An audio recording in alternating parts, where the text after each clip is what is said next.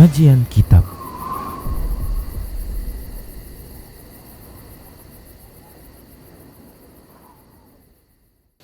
Bismillah, assalamualaikum warahmatullahi wabarakatuh. Innal hamdalillah nahmaduhu wa nasta'inuhu wa nastaghfiruh wa na'udzu billahi min shururi anfusina wa min sayyiati a'malina. Man yahdihillahu fala mudhillalah wa man yudlilhu fala hadiyalah. Wa ashhadu an la ilaha illallah wahdahu la syarikalah wa ashhadu anna Muhammadan abduhu wa rasuluhu sallallahu alaihi wasallam. Qala Allah tabaraka wa ta'ala, ya ayyuhalladzina amanu taqullaha haqqa tuqatih wa la tamutunna illa wa antum muslimun. Ya ayyuhan nasu taqu rabbakumul ladzi khalaqakum min nafsin wahidah wa khalaqa minha zawjaha wa bassa minhuma rijalan katsiran wa nisaa'a. Wattaqullaha alladzi tasaaluna bihi wal arham innallaha kana 'alaikum raqiba. Ya ayyuhalladzina amanu taqullaha wa qulu qawlan sadida yuslih lakum a'malakum wa yaghfir lakum dhunubakum wa may yuti'illaha wa rasulahu faqad faza fawzan 'azima. Amma ba'd, fa inna asdaqal hadits kitabullah wa khairal huda huda Rasulillah sallallahu alaihi wasallam wa syarrul umuri muhdatsatuha wa kullu muhdatsatin bid'ah wa kullu bid'atin dhalalah wa kullu dhalalatin finnar. Para pemirsa Rosyad TV dan para pendengar Radio Medan Mengaji di mana saja Anda berada, rahimani wa rahimakumullah. Alhamdulillah, segala puji hanya untuk Allah yang telah memberikan berbagai nikmat kepada kita. Selawat dan salam tak lupa kita ucapkan untuk nabinya Muhammad sallallahu alaihi wasallam. Para hamba Allah rahimani wa rahimakumullah, kita akan lanjutkan pembahasan kitab Minhajul Muslim, masih dalam bab adab, dan kita masih melanjutkan pembahasan tentang adab terhadap Rasulullah sallallahu alaihi wasallam. Seorang mukmin maka wajib baginya untuk beradab terhadap Rasulullah sallallahu alaihi wasallam dengan adab yang sempurna. Alasannya disebabkan karena Allah Subhanahu wa taala yang mewajibkan kepada kita para hamba beriman untuk mencintai Rasulullah sallallahu alaihi wasallam. Hal itu disampaikan oleh Nabi sendiri. Hal itu disampaikan oleh Nabi sendiri kepada umatnya, dan tentunya apa yang disampaikan oleh beliau sallallahu alaihi wasallam itu merupakan bentuk wahyu dari Allah Subhanahu wa taala. Karena Allah Subhanahu wa taala berfirman di dalam surah An-Najm ayat 3 dan 4, a'udzu billahi minasyaitonir rajim wa ma yantiqu 'anil hawa in huwa illa wahyu yuha. Tidaklah dia berbicara dari hawa nafsunya dan tidaklah ucapannya melainkan wahyu yang diwahyukan kepadanya. Tidaklah dia berbicara berasal dari hawa nafsunya dan tidaklah ucapannya melainkan wahyu yang diwahyukan kepadanya. Baik para hamba Allah rahimani warahmatullah, Nabi kita Muhammad sallallahu alaihi wasallam beliau bersabda dalam sebuah hadis yang diriwayatkan oleh Imam Bukhari dan Nasa'i, Rasulullah sallallahu alaihi wasallam bersabda, walladzi nafsi biyadihi la yu'minu ahadukum hatta akuna ahabba ilaihi min waladihi wa walidihi wan nasi ajma'in. Hadis yang sahih. Rasulullah Nabi kita Muhammad sallallahu alaihi wasallam beliau bersabda, demi Allah zat yang jiwaku berada di tangannya, demi Allah zat yang jiwaku berada di tangannya, tidaklah beriman salah seorang di antara kalian sampai aku ia jadikan lebih ia cintai daripada anaknya, orang tuanya, dan seluruh manusia. Para hamba Allah rahimani wa rahimakumullah. Ini menunjukkan kepada kita tentang wajibnya beradab mulia terhadap Nabi sallallahu alaihi wasallam. Karena Allah Subhanahu wa taala mewajibkan kepada kita para hamba beriman untuk mencintai Nabi Sallallahu Alaihi Wasallam. Bahkan kecintaan tersebut harus didahulukan kepada Nabi ketimbang kecintaan kita kepada anak kita, orang tua kita, keluarga kita, bahkan seluruh manusia.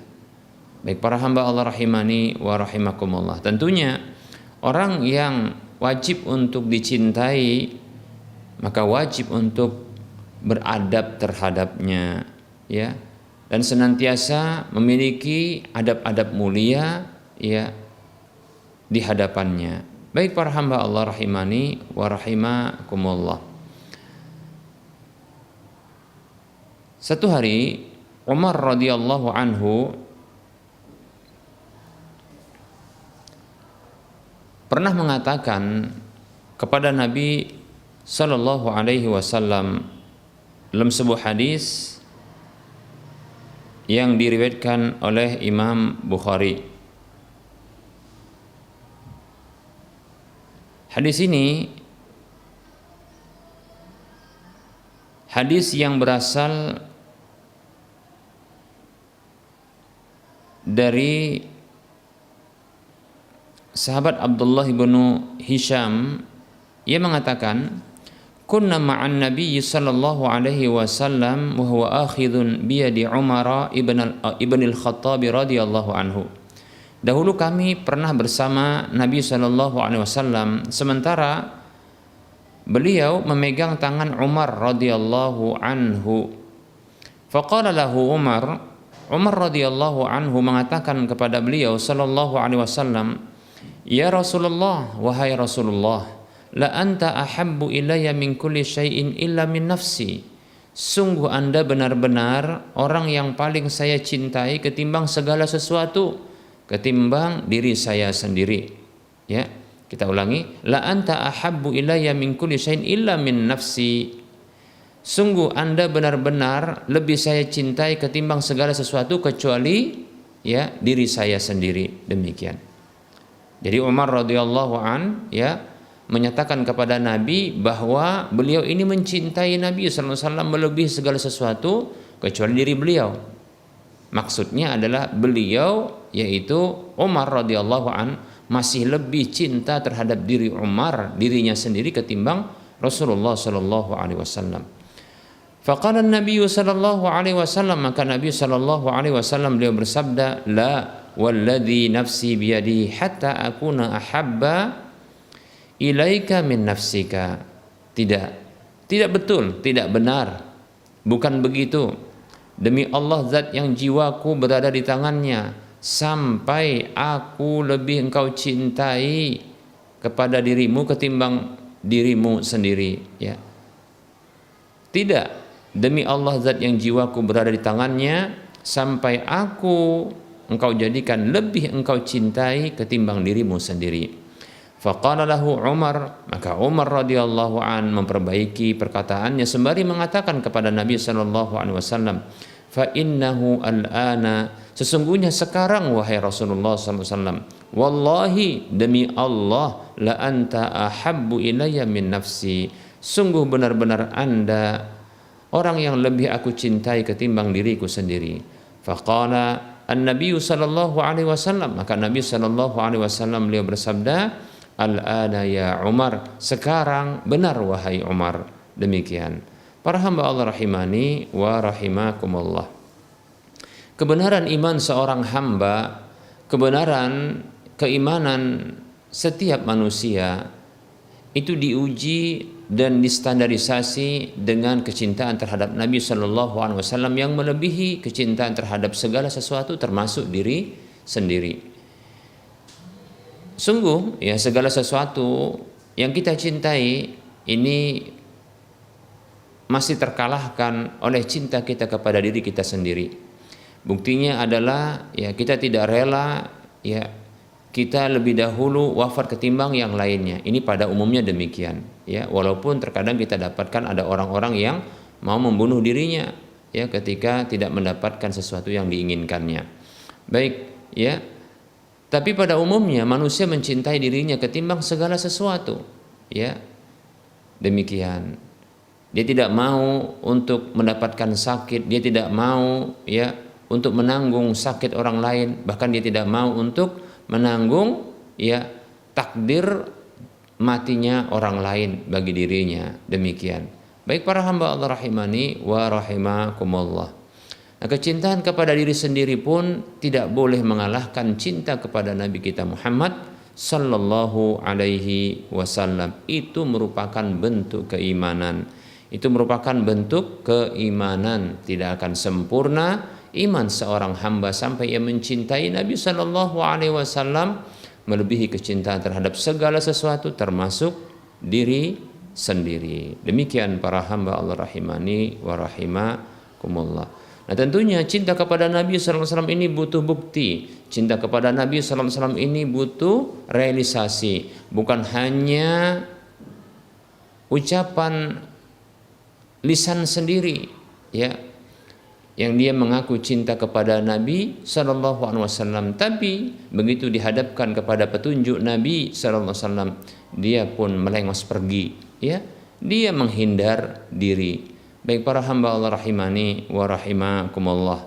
Tidak demikian, ya, seorang mukmin ya lebih mencintai Rasulullah SAW ketimbang segala sesuatu, bahkan lebih mencintai Rasulullah SAW ketimbang ya orang tuanya, anak-anaknya yang dicintai, yang dikasihinya, orang tuanya yang melahirkannya, yang telah banyak berbuat baik kepadanya. Bahkan seorang mukmin lebih mencintai Nabi SAW ketimbang guru-gurunya, ya, ketimbang ustadz-ustadznya, kiai-kiainya. Demikian para hamba Allah rahimani wa rahimakumullah. Maka di antara konsekuensi cinta kepada Nabi SAW adalah mengikuti ya perkataan orang yang dicinta, ya. Demikian. Ini sudah kita sebutkan pada pertemuan yang lalu. Baik para hamba Allah rahimani wa rahimakumullah.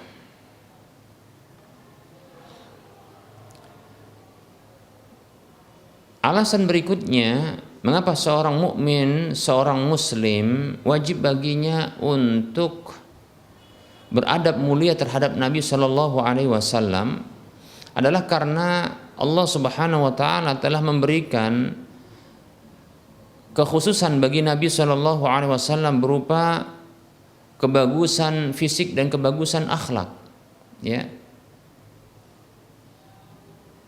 Bahkan ya Allah Subhanahu Wa Taala berfirman di dalam surah Al-Qalam, ya, ayat 4 Allah mengatakan wa innaka la'ala khuluqin azim. Allah Subhanahu wa taala berfirman, dan sesungguhnya engkau wahai Muhammad sallallahu alaihi wasallam benar-benar berada di atas akhlak yang agung, akhlak yang agung. Demikian.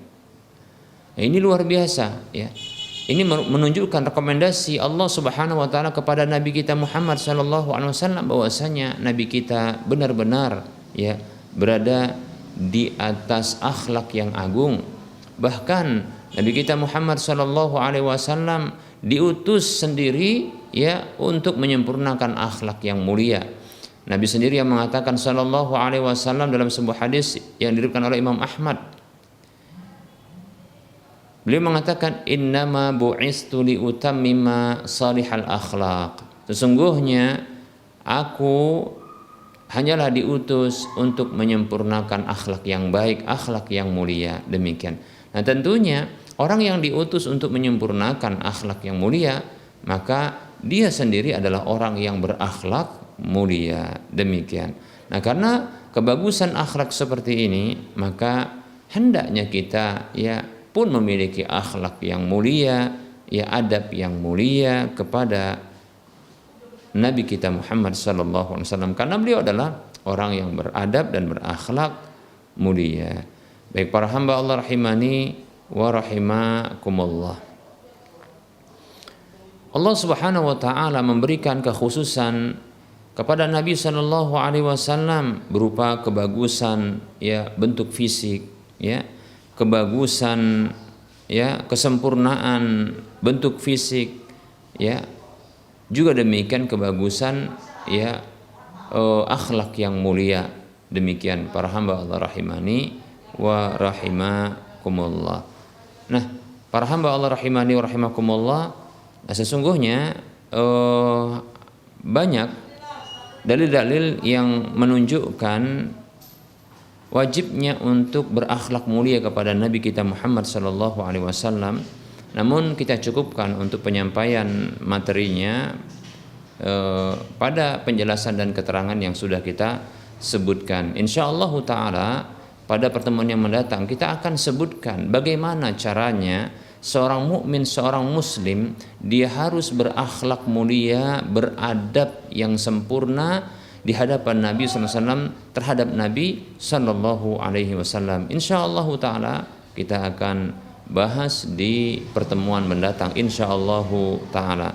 Nah, di waktu yang tersisa ini kita buka sesi soal jawab bagi para pemirsa dan para pendengar sekalian yang ingin berinteraktif, maka silahkan hubungi nomor layanan kami di nomor 0822 8888 6630. Bisa juga di nomor yang sama melayangkan pertanyaan lewat tulisan WhatsApp. Silakan ya di nomor yang sama untuk melayangkan pertanyaan ya lewat tulisan ya ke nomor WhatsApp. Demikian.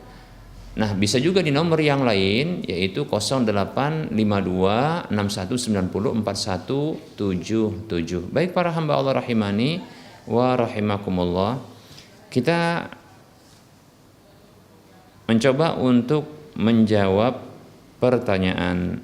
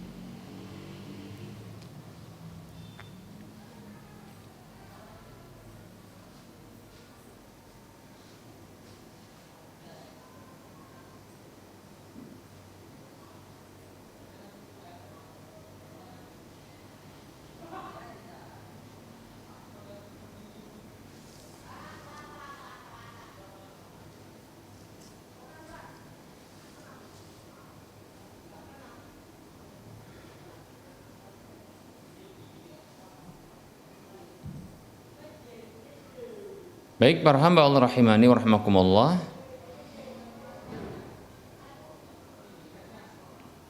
ada pertanyaan di sini. Assalamualaikum Ustadz,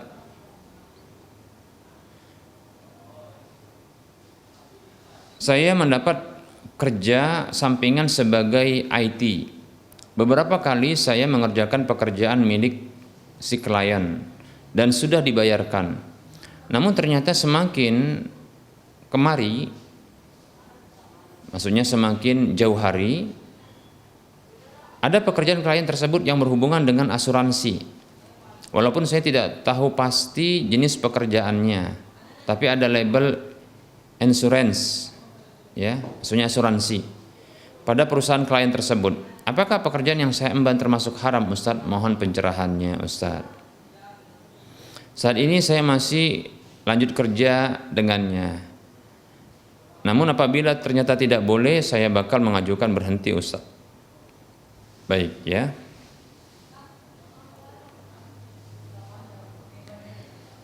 Waalaikumsalam warahmatullahi wabarakatuh. Semoga Allah Subhanahu wa taala memberikan kebaikan kepada kita semua di dunia dan di akhirat sampai dipertemukan di negeri kebaikan. Amin ya rabbal alamin. Baik. Untuk mengetahui apakah pekerjaan kita ini syubhat atau bertentangan dengan syariat, maka tentunya kita lihat dari zat pekerjaan tersebut. Apakah memang ada hal-hal yang haram di dalam, atau apakah pekerjaan tersebut bergerak di bidang yang haram, ya, ataukah ya menjadi sarana bagi sesuatu yang menuju kepada yang haram. Demikian. Nah, ini ya ini butuh, ya seperti itu, ya contoh, ya zat yang haram dari sebuah pekerjaan adalah bekerja, ya di lembaga-lembaga ribawi. Ini adalah ya pekerjaan yang zatnya haram, ya apabila ya langsung berinteraksi tentunya kepada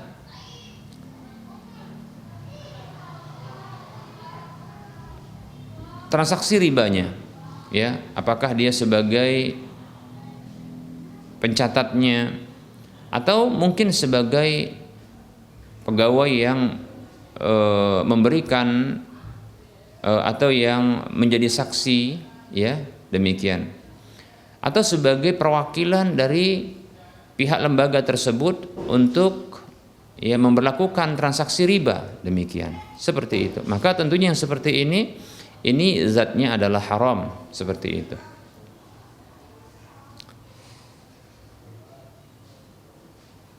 Kemudian yang kedua adalah diperhatikan juga apakah pekerjaan tersebut adalah pekerjaan yang menghantarkan, ya atau membantu, ya atau memeriahkan atau melancarkan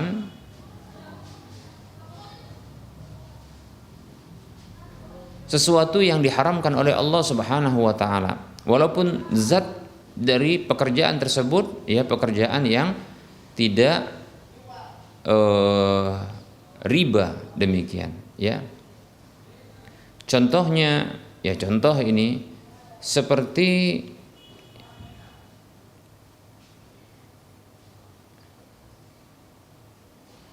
cleaning service yang ada di lembaga-lembaga ribawi, ya bekerja sebagai cleaning service-nya, ya yang ini akan semakin ya membuat nyaman orang di dalamnya. Nah seperti itu.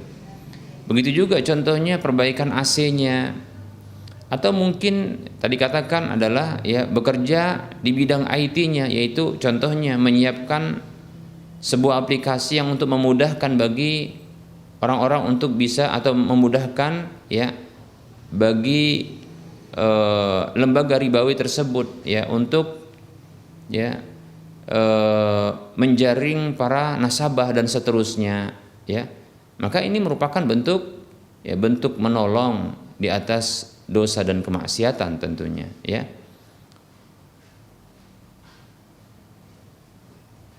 Allah Subhanahu wa taala berfirman, "Wala ta'awanu 'alal ismi wal 'udwan," dan janganlah kalian saling tolong-menolong di atas dosa dan permusuhan.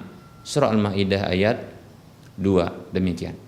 Ya, dilarang oleh Allah Subhanahu wa taala untuk menolong sebuah kemaksiatan, sebuah dosa, demikian, ya. Baik para hamba Allah rahimani warahmatullah, maka tinggal lihat sendiri, ya. Apakah pekerjaannya itu adalah zatnya haram ataukah menghantarkan kepada hal yang haram, mempermudah hal yang haram, menjadi jembatan untuk menuju kepada yang haram, atau menolong hal yang haram, ya memeriahkan hal yang haram dan seterusnya. Maka dua ini harus diperhatikan dan dua-duanya adalah dilarang, seperti itu, ya. Nah saya sendiri tidak ahli dalam IT, namun ya butuh juga ya masing-masing dari kaum muslimin ini memperhatikan ya dua hal ini agar memudahkan bagi dirinya. Pekerjaannya mungkin di bidang IT ini adalah hal yang boleh-boleh saja, ya seperti itu.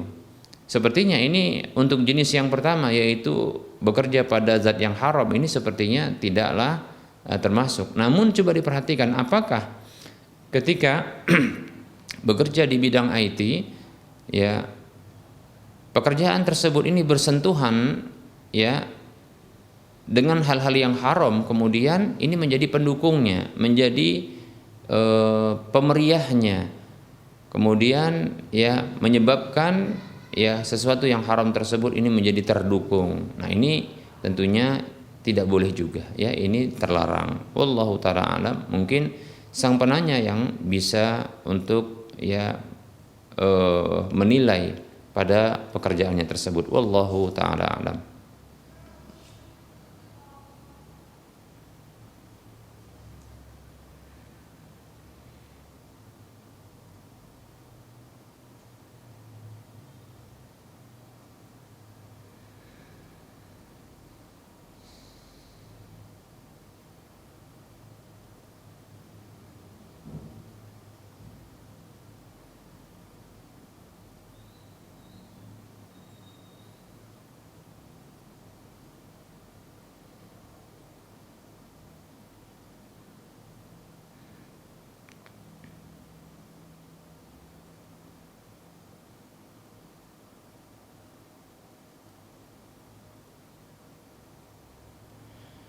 Baik, ada pertanyaan. Assalamualaikum Ustadz, izin bertanya. Saya dikasih kiriman bacaan seperti ini dari teman, ya.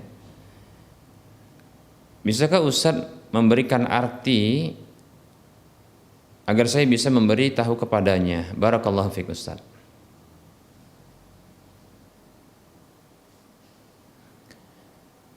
Waalaikumsalam warahmatullahi wabarakatuh. Yang saya lihat tulisan seperti ini adalah tulisan rajah namanya, ya. Dan sebagian dari tulisan ini ada lafadz Allah yang tidak sempurna, ada lafadz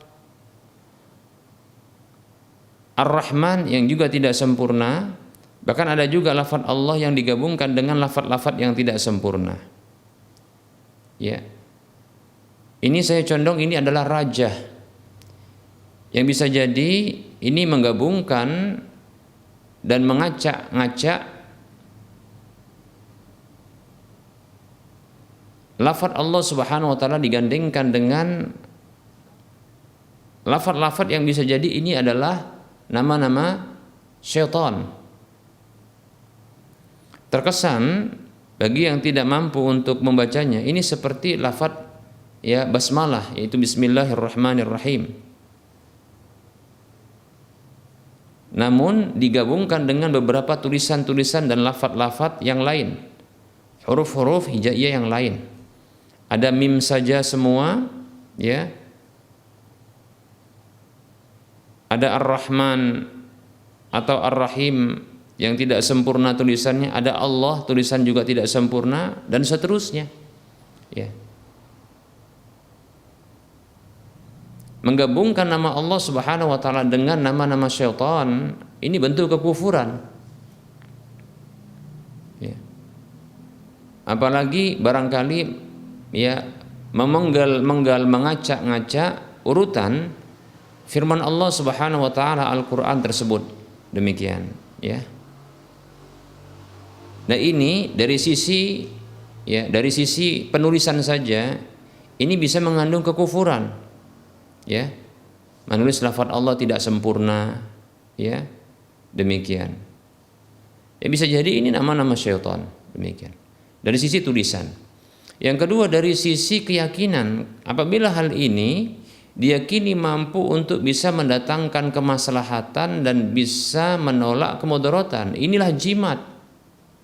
Ini jimat. Maka ini kesyirikan. Menjadikan selain Allah sebagai tandingan bagi Allah Subhanahu wa taala di dalam mendatangkan manfaat, maslahat, keberuntungan, atau menolak kemudaratan, kerugian, kerusakan, kesialan, dan seterusnya. Baik, ini kesyirikan. Kalau tadi kekufuran, ini kesyirikan. Kata Nabi Shallallahu Alaihi Wasallam, Inna ruqa wat tamaima wat tiwarata syirkun. Sesungguhnya jampi-jampi, jimat-jimat, dan pelet itu adalah kesyirikan. Demikian. Ini kesyirikan, ya, kesyirikan. Karena diyakini, bila diyakini dia menjadi, ya, diyakini bisa mendatangkan maslahat, manfaat, kebaikan, keberuntungan, atau bisa menolak kemudaratan, kesialan, dan seterusnya. Baik para hamba Allah rahimani wa rahimakumullah. Ya. Kalau ditanya apa ini artinya, saya tidak tahu artinya. Ya. Secara bahasa Arab ini ya ini terkesan seperti tulisan Bismillahirrahmanirrahim tapi dibuat acak. Ya. Lafaz Allah tidak sempurna, ya. Atau ada lafaz Allah yang diulang, ditulis lagi tapi digabungkan dengan sesuatu yang tidak jelas maknanya. Yang bisa jadi itu adalah ya nama-nama syaitan, ya, digabungkan, disandingkan demikian. Nah, orang-orang yang menulis seperti ini bisa jadi dia pun tak tahu maknanya, cuma dia diperintahkan oleh syaitan yang memerintahkannya agar menuliskan seperti ini. Padahal ini rajah, ini seperti ini rajah yang akan dijadikan jimat pada umumnya demikian. Ya, maka ini wallahu ta'ala terlarang, ya terlarang. Ya. Dia merupakan bentuk kekufuran, ya. Nah, apabila diyakini dia sebagai sesuatu yang bisa mendatangkan maslahat, manfaat dan keberuntungan, atau diyakini bisa menolak kemudaratan, kesialan, kejelekan, keburukan, maka ini adalah jimat dan itu kesyirikan, maka tinggalkan. Kekufuran atau kesyirikan salah satu saja ini sudah layak untuk ya membuat hal ini disingkirkan, ya demikian, dijauhkan. Ya, semoga Allah Subhanahu wa taala menjaga kita dan anak-anak kita, keluarga kita, kaum muslimin seluruhnya dari segala bentuk kekufuran dan kesyirikan serta kemaksiatan. Amin ya rabbal alamin. Baik para hamba Allah rahimani wa rahimakumullah.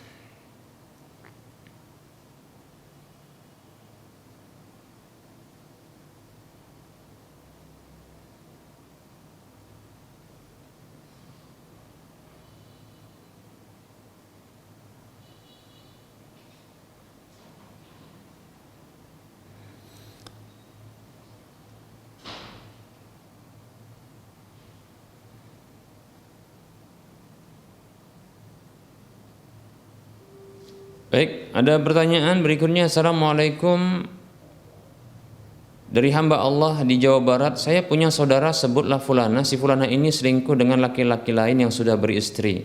Fulana juga bersuami. Lalu fulana minta pisah, ya khulu, minta pisah. Lalu saya menyadap HP fulana sebagai bukti untuk ditunjukkan kepada istri selingkuhannya. Karena laki-laki selingkuhannya dan si fulana selalu mengelak kalau mereka berselingkuh. Setelah ada bukti di HP mereka diam saja. Pertanyaan saya, Ustaz, apakah perbuatan saya menyadap HP fulana yang saya gunakan sebagai bukti itu dibenarkan atau salah? Kalau ada laki-laki selingkuh, apakah wajar istrinya tahu dari orang yang lain, misalnya dari saya sebagai saudara fulana?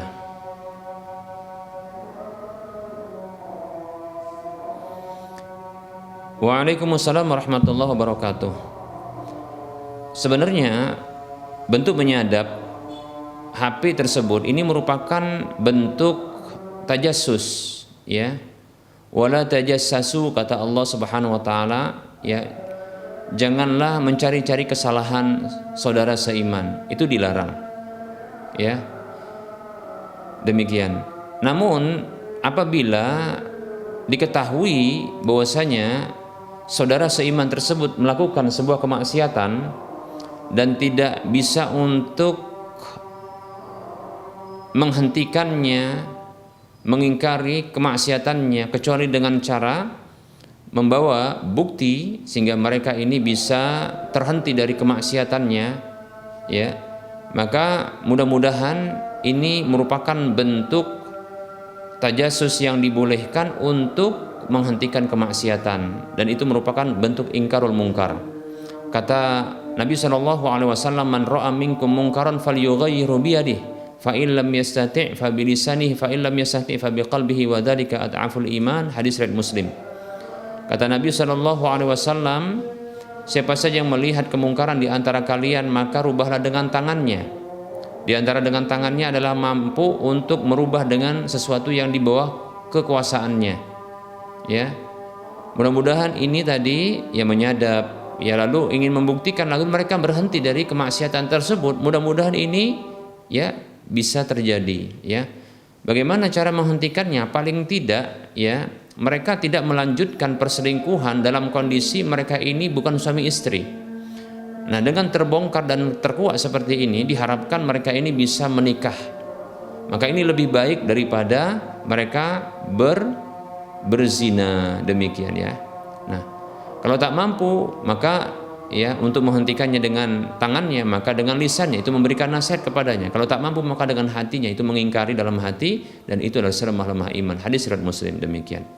Jadi ya kepada saudari yang bertanya ini atau kepada sang penanya ini, maka jika yang dilakukan oleh saudari ini atau kepada yang dilakukan oleh sang penanya ini fungsinya adalah untuk menghentikan, dan itu memang betul-betul terjadi, mudah-mudahan ini dibenarkan ya, mudah-mudahan ini sesuatu yang dibenarkan, fungsinya adalah untuk menghentikannya, dan itu adalah dengan upaya tangan seperti itu ya, demikian. Maka nasihatkan kepada mereka untuk menikah saja ya. Adapun memberitahu kepada istri ya atas kesalahan istri laki-laki yang berselingkuh tersebut, ini sebenarnya bukan satu hal yang harus ya untuk diberitahukan kepadanya, bukan merupakan keharusan ya. Yang perlu disampaikan adalah agar sang laki-laki tersebut menghentikan perselingkuhannya ya atau perzinahannya, lalu disarankan untuk menikahinya. Kan sudah terjadi khulu dan perceraian terjadi ya, atau berpisah dengan istri dengan suami ya si perempuan tersebut, maka nikahi saja walaupun dengan cara diam-diam. Itu lebih baik ketimbang dia terus berzina, demikian ya, walaupun dia menikah itu tanpa sepengetahuan dari sang istri pertama. Wallahu ta'ala a'lam. Baik para hamba Allah rahimani wa rahimakumullah, telah masuk waktu sholat zuhur untuk wilayah Medan dan sekitarnya. Kita cukupkan penyampaian materi dan menjawab pertanyaan yang telah masuk. Mohon maaf bila ada kesalahan dan kekurangan serta kekeliruan. Kepada Allah saya mohon ampun, dan kepada para pemirsa dan para pendengar sekalian saya mohon maaf. Kebenaran ambillah, kekurangan, kesalahan dan kekeliruan maka tinggalkanlah. Sebelum kita mengakhiri perjumpaan kita, seperti biasa kita memberikan motivasi kepada saudara seiman. Mari kita berdonasi untuk membebaskan lahan yang nantinya akan dibangun Masjid Al-Muwahhidin untuk wilayah Medan dan sekitarnya. Silahkan miliki aset akhirat dengan berdonasi ya, mengarahkan sebagian harta ke Bank Syariah Mandiri atau Bank Syariah Indonesia di nomor 7127485555 atas nama Yayasan Lajnah Dakwah Medan, kode bank 451. Dan Anda bisa melihat di layar kaca Anda ya info seperti ini, dan semoga Anda termotivasi dan semoga bermanfaat. Wassallallahu ala Muhammad wa ala alihi wa ashabihi ajma'in. Subhanakallahumma wa bihamdika asyhadu an la ilaha illa anta astaghfiruka wa atubu ilaika walhamdulillahi rabbil alamin. Wassalamualaikum warahmatullahi wabarakatuh.